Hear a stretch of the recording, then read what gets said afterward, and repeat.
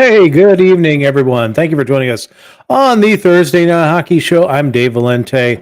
A action-packed show tonight as we are in the second week of the NHL playoffs. And for those of you on TikTok, you saw my notes. Make sure I get that up here. There we go. All right, now I'm cooking with gas, I guess. Anyway, thanks for joining us on Facebook, YouTube, Twitter, Twitch, wherever you're watching us from. Give us a like, share, subscribe. Uh, I'm pointing this way because that's the screen I see my restream on. And on this side, if you're watching the, uh, on TikTok, please give us a like.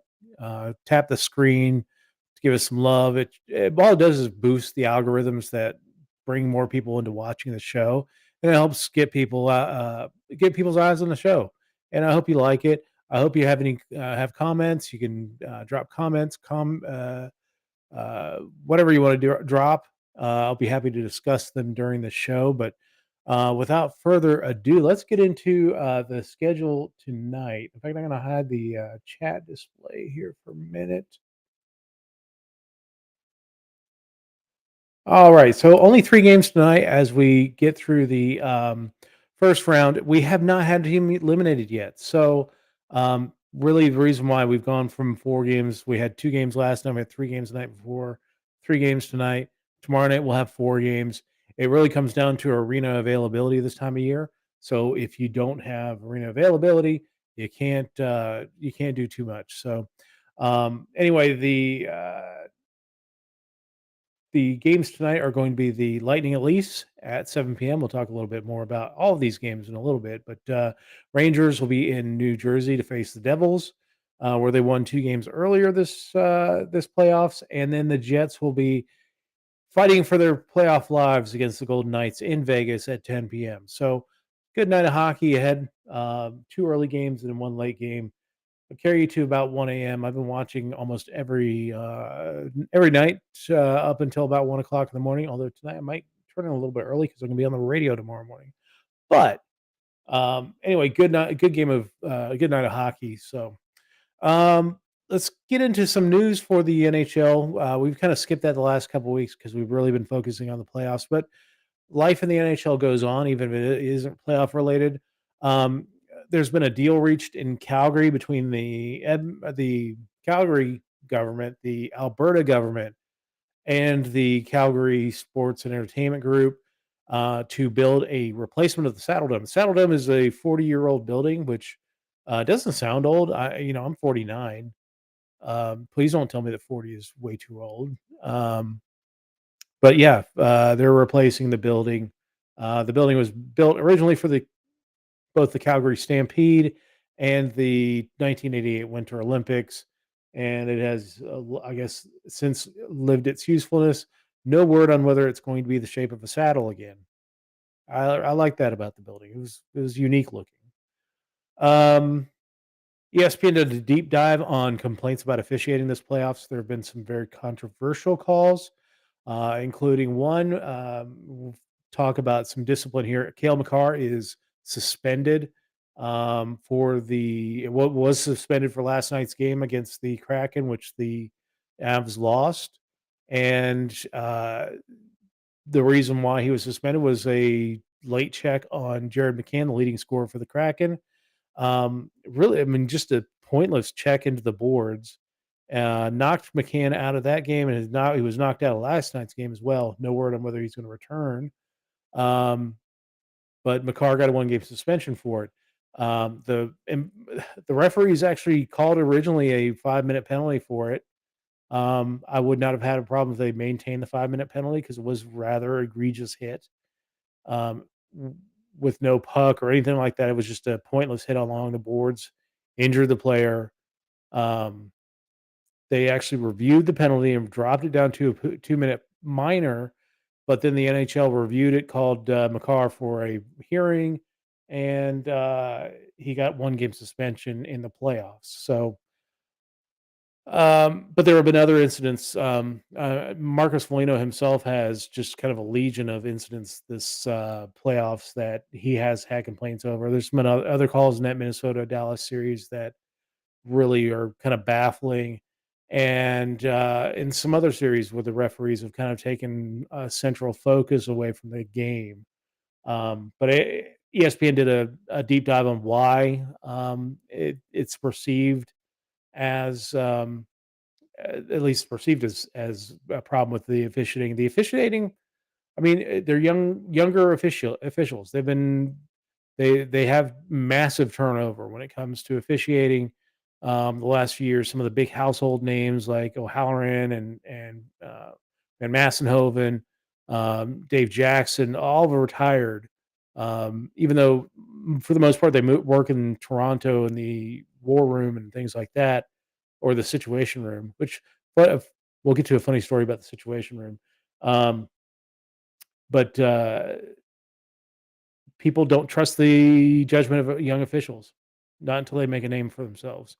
Um, uh, you know, the turnover, the inexperience, they may just be bad. They were like, well, this crop may just be bad. But then some of the past officials have said, it's almost like Saturday Night Live, like cast member leaves, cast member is replaced, and everybody complains that it's not as funny as it used to be. um, which is true because I don't think it's funny as it used to be. But uh, there may be something to that. Um, but yeah, officiating has been an issue this year, and especially in the playoffs. So we'll see what goes on with the officiating. Whether some of the officials who have called the first round will move on to the second round and things like that. So um, the NHL has cut a deal with Roblox for um, kind of an official. I don't even know what Roblox is. I know it's a game of some sort and kind of a metaverse thing, but it's getting the NHL into the Facebook slash metaverse. Um, that users are going to be able to interface with each other, have you know branded gear, and they probably have to purchase all this stuff. If you're playing Roblox, it's probably an add-on purchase. Um, but you have sticks and your favorite jersey and all that stuff. Um, it's creative marketing. It's marketing to younger people. I don't have a problem with that. Hopefully, it's successful. It looks like the NHL has really reached out to younger fans, like with the what is that? The Big City Greens or whatever that was. The cartoon game that they played, where they married it up to an actual NHL game between the Rangers and Capitals. So yeah, some outreach to younger viewers that maybe get them hooked on hockey, and they grow up to be hockey fans. So no complaints about that. As I mentioned earlier, no teams have been eliminated. There's only been a couple of opportunities for teams to be eliminated. The New York Islanders staved off elimination on Tuesday night, beating the Carolina Hurricanes. Um, and that series is 3-2. Then last night, the Panthers staved off elimination by beating the Bruins in overtime. That series is now 3-2, heading back to Florida. Both the Islanders series and uh, the Panthers series are going back to where the team that's trailing is got home ice for that game. Not that it's really meant much of anything in that Florida Boston series. There's only been one home team win in that series so far, and that was Boston in Game One. Um, both teams have won on home ice in the Ranger or the Islanders Canes series, but tonight we've got a couple opportunities, a couple teams to knock out their opponents early. Toronto can knock out their opponent tonight. Uh,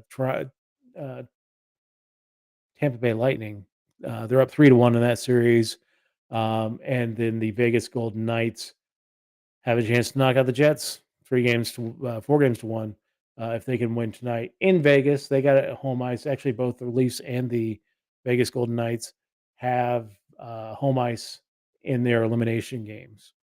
So let's take a look at some of the series.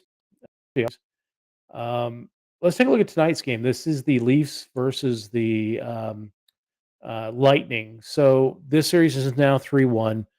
Game one went to the Lightning, and everything else has gone to the Leafs. Leafs have won the last two games in overtime. Game 4 was devastating in that the Lightning led 4-1 in the third period, about halfway through the third period before the Maple Leafs started making their comeback, and, Leafs got it in overtime and won it in overtime, and that's the second straight game that they've won in overtime, second straight game that they've come back. First game they were down 1, with a minute to go before Ryan O'Reilly scored, to tie it up, so 2 kind of devastating losses for the Tampa Bay Lightning, um, but let's talk about the Maple Leafs history. They have not won a playoff series since, gosh, 2004. And let's talk about 2004. Back in 2004, the president of the United States was George W. Bush. He was in his first term. We were, you know, getting up into the uh, Bush and versus Kerry election that summer, but it was the last year before the lockout. The Canadian Prime Minister was Paul Martin.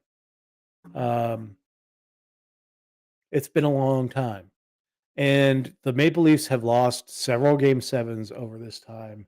They have lost of their playoff series they've had since 2004.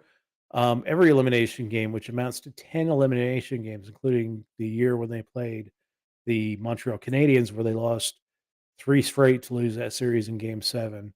Um, they've lost a couple straight to Boston. Um, you know, it's been a long time since the Maple Leafs have won a series, and you gotta think I think psychologically for the Leafs, they have to win it tonight, because if they lose tonight, then they're gonna go back to Tampa, and Tampa's gonna be fired up because they've won the game, they stayed off elimination. If they if Toronto can't get it done tonight, you lose tonight, you go to Tampa. Let's say you lose that one. If you're going back to another game 7, you can't feel good about that.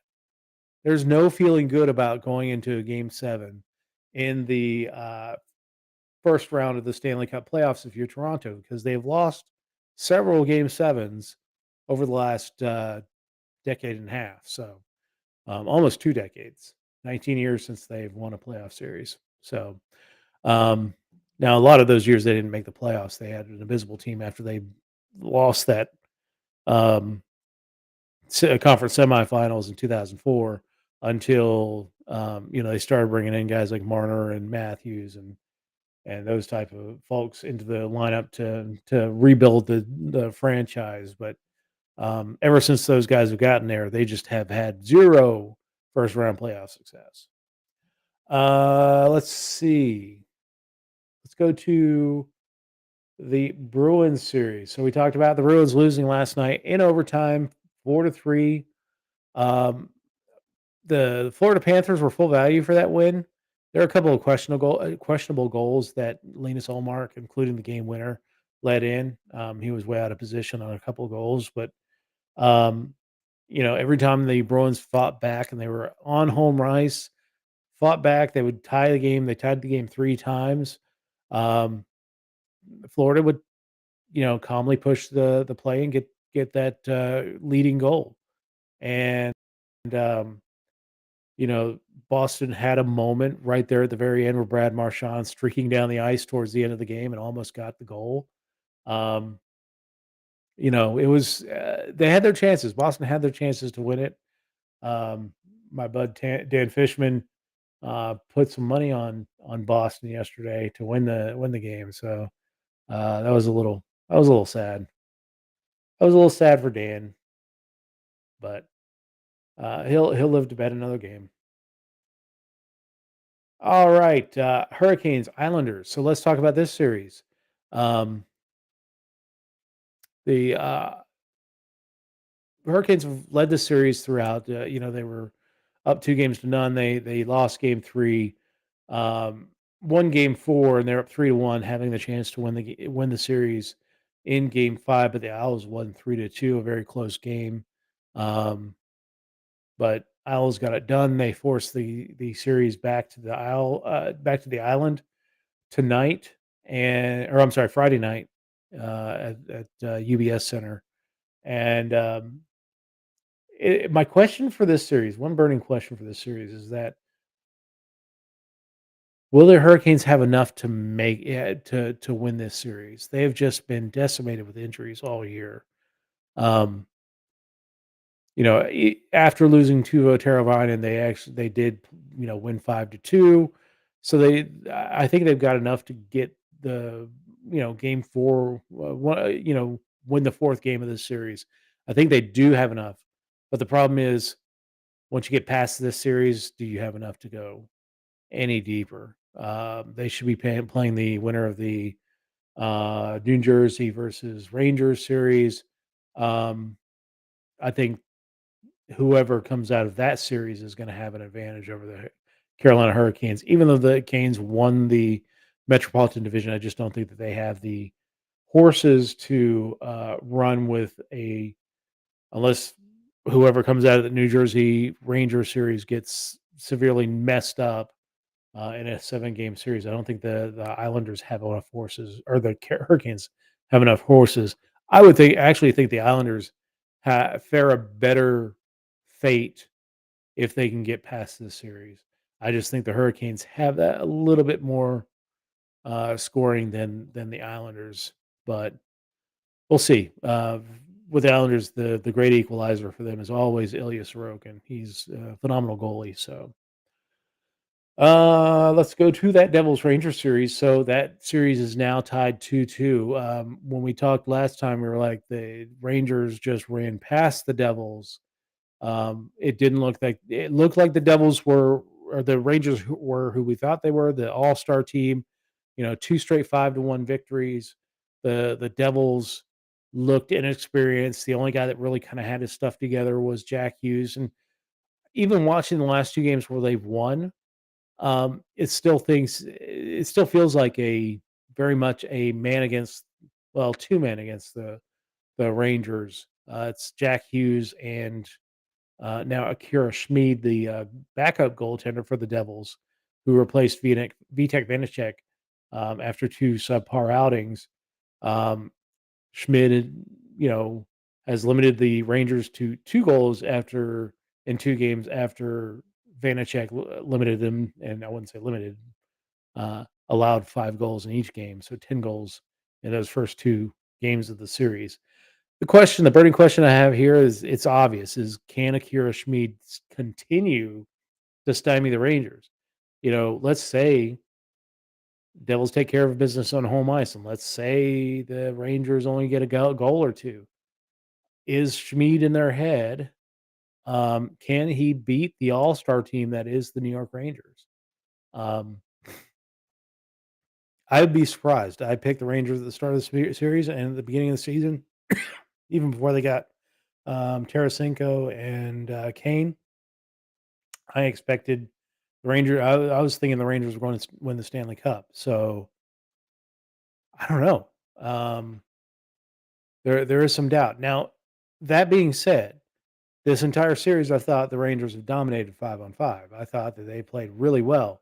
They've had problems on the power play scoring. They've had problems scoring the last couple games, but I think control of the play wise, I think the Rangers have control of the play. But every once in a while, you get up against a hot goaltender, and it doesn't matter who you are. Dominic Hasek proved that throughout his career on some standard Buffalo Sabres teams, and dragging them along to conference finals and a Stanley Cup Finals series berth. So um, let's head out west. Talked about this game a little bit ago about the suspension of Cale Makar. Kraken lead the series 3-2 after a very good 3-2 victory last night. They're full value for that win. Um, Even without their leading scorer, Jared McCann, who's a 40-goal scorer this year, they were able to do it. Morgan Geeky and the guy that they called up to replace McCann in the roster, Ty, I can't remember, Cartier, I think his name. Uh,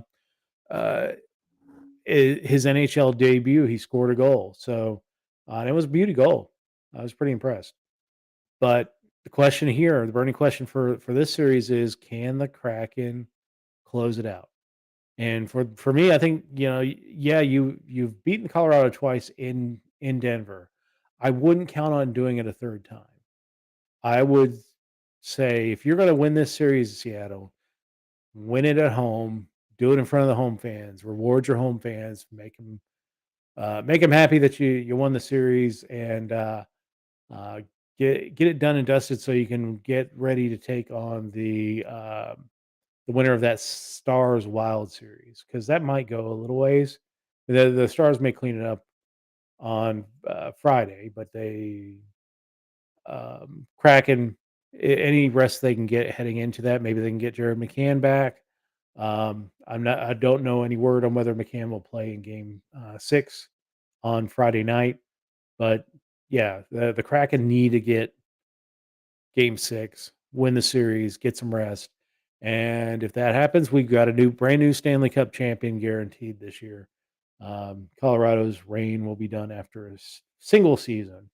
Although long-term prospects for the Avalanche, um, this has been such a fluky season for them. The injuries and everything, um, getting them getting back to the promised land is probably not that much of a stretch. Although Gabriel Landeskog's future is very murky. I don't, he's missed the entire series or season with the knee injury. Will he be able to return eventually? That's going to be the question for him. All right, let's go to the Stars versus Wild series. In this series, the Stars lead 3 games to 2. The Wild won game one 3-2 in double overtime. And it went back and forth. The Stars won 7-3, Wild won 5-1. And then the last 2 games have been really featured a lot of controversy with, Marcus Foligno getting penalties and the Stars scoring on those penalties and winning the game. They won 3-2 in game 4, and then they won 4-0 after Foligno got a game misconduct for a knee on knee hit with I can't remember who was on Stars. Oh, Fox, Reddick Fox. Um, but still, Minnesota didn't score. None of the other players helped out. None of the other players picked it up to or picked up Marcus Foligno. So they lost 4-0 in that game 5. So heading to Minneapolis St. Paul to play game 6 on Friday night. Um, I had a burning question for this one. It's burning and itching. Oh, that's gonna be the question for game 6 and game 7. Has the officiating in this series gotten to the Wild? Are they going to be able to focus on the rest of the series and do what they need to do to get wins in game 6 and game 7? Or are they so focused on the wrong things that have happened to them from the officiating? I don't know. I watched Minnesota play after that Fox hit, and I don't know if they were tentative or what, but they just didn't look good after that. So, um, yeah, we'll see what happens with the Minnesota Wild. I did call the Stars in this series. I believe I said 6 games. So if they win tomorrow, yeah, win tomorrow night, I call that one. Let's see.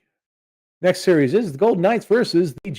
This one's going kind of how I thought it would. I mean, maybe not the first game. I didn't really see the Jets just walloping the Golden Knights 5-1. I did think that the Jets would get a game in this series, maybe 2, but the Vegas Golden Knights would carry the series and get out of the first round.